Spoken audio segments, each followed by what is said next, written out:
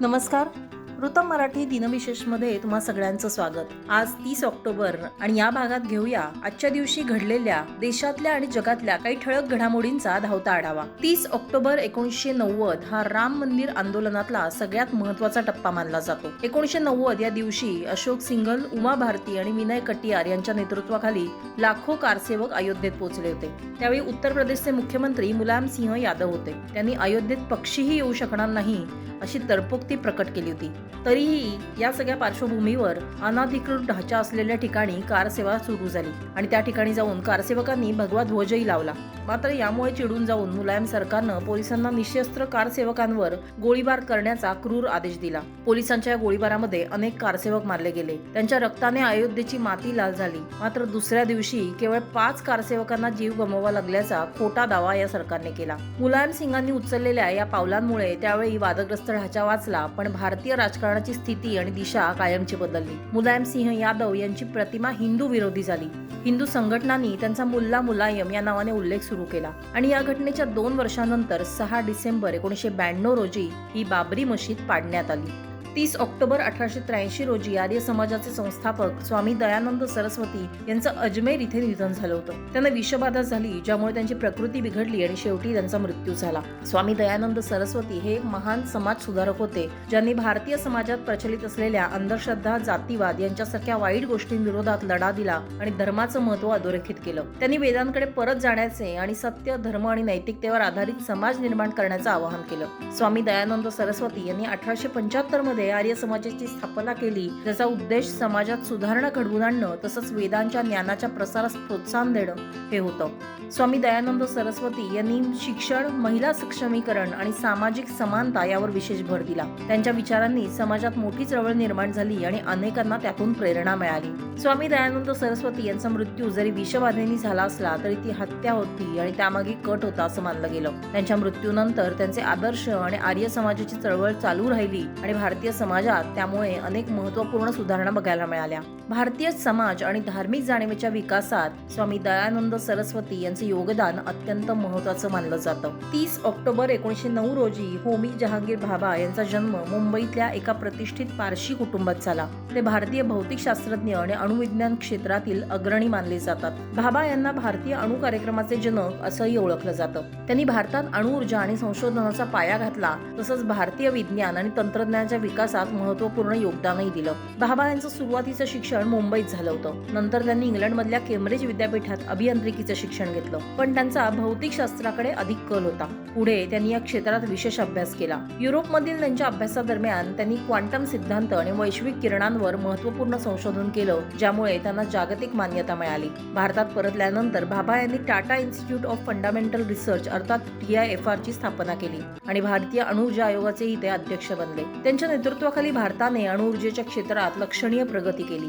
त्यांच्या दूरदर्शी विचारसरणीमुळे भारताने 1960च्या दशकात अणुसंशोधन आणि विकासात आत्मनिर्भरता मिळवली. भाभांचं योगदान केवळ विज्ञान क्षेत्रातच नाही तर शिक्षण आणि संशोधनाच्या विकासातही दिसून आलं. 24 जानेवारी 1966 रोजी होमी भाभा यांचं विमान अपघातात निधन झालं. त्यांच्या मृत्यूची परिस्थिती ही रहस्यमय होती, त्यामुळे हा अपघात जाणून बुजून करण्यात आल्याचा काहींचा समज होता. भारताचा आण्विक कार्यक्रम थांबवण्यासाठी अमेरिकन गुप्तचर संस्थेने CIA ने भाभा यांची हत्या केल्याचं सांगण्यात आलं. होमी जहांगीर भाभा हे आज आपल्यात नाहीयेत, पण भारतीय विज्ञान आणि तंत्रज्ञान क्षेत्रातलं त्यांचं योगदान मात्र कायम अमर आहे. प्रमोद महाजन यांचा जन्म 30 ऑक्टोबर 1949 रोजी मेहबूबनगर, तेलंगणा इथे झाला.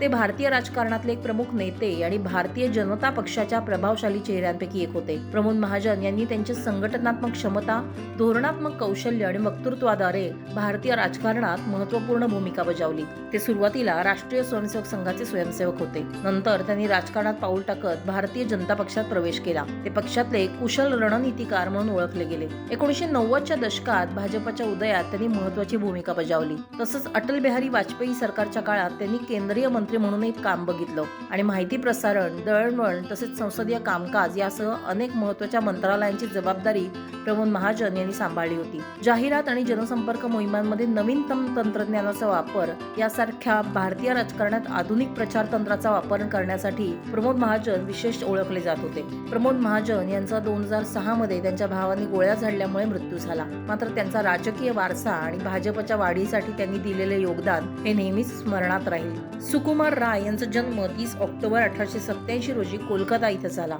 बंगाली साहित्य आणि कलेच्या क्षेत्रातलं ते एक प्रमुख व्यक्तिमत्व होतं आणि विनोदी साहित्य लिहिण्यासाठी ते ओळखले गेले. सुकुमार राय यांनी त्यांच्या कलाकृतींद्वारे बंगाली साहित्यात एक नवीन दृष्टिकोन मांडला. तसंच बालसाहित्यातीलही ते सर्वात प्रिय लेखक होते. प्रसिद्ध लेखक, चित्रपट, सिनेमॅटोग्राफर उपेंद्र किशोर राय चौधरी यांचे ते पुत्र होते. अबोल तबोल, राजा बाराला, पगला बाशू ह्या त्यांच्या काही प्रसिद्ध रचना होत. त्यांच्या कविता आणि कथा आजही बंगाली मुलांमध्ये खूप लोकप्रिय आहेत. सुकुमार राय हे केवळ लेखकच नव्हते, तर ते चित्रकार, छायाचित्रकार आणि प्रकाशकही होते. बंगालच्या सांस्कृतिक जीवनात त्यांनी महत्त्वपूर्ण योगदान दिलं. दुर्दैवाने ते अल्पायुषी ठरले आणि 1923 मध्ये वयाच्या 36व्या वर्षी त्यांचं निधन झालं.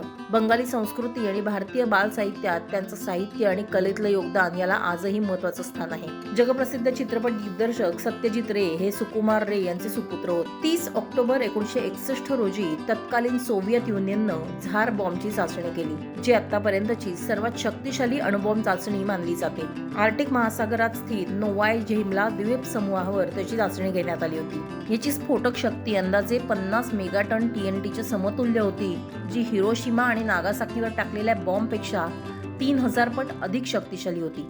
शीतयुद्धादरम्यान अमेरिका आणि सोव्हिएत युनियन यांच्यातील शस्त्रास्त्रांच्या शर्यतीचा भाग असलेल्या सोव्हिएत युनियननं तयार केलेल्या अण्वस्त्रांच्या तांत्रिक क्षमतांचं प्रदर्शन घेण्यासाठी ही बॉम्ब चाचणी करण्यात आली होती. या स्फोटाचा धक्का इतका जबरदस्त होता की त्याचा हादरा 1000 किलोमीटर दूरपर्यंत जाणवला. तसंच भूकंपाचे धक्केही या दरम्यान जाणवले आणि त्याचा आवाज 1000 किलोमीटर पर्यंत ऐकू आला. तर हे होते आजचे अर्थात 30 ऑक्टोबरचे दिनविशेष. तुम्हाला आमचा व्हिडिओ कसा वाटला हे या व्हिडिओ खाली कमेंट करून सांगा आणि आमच्या YouTube चॅनलला लाईक करा, सबस्क्राईब करा.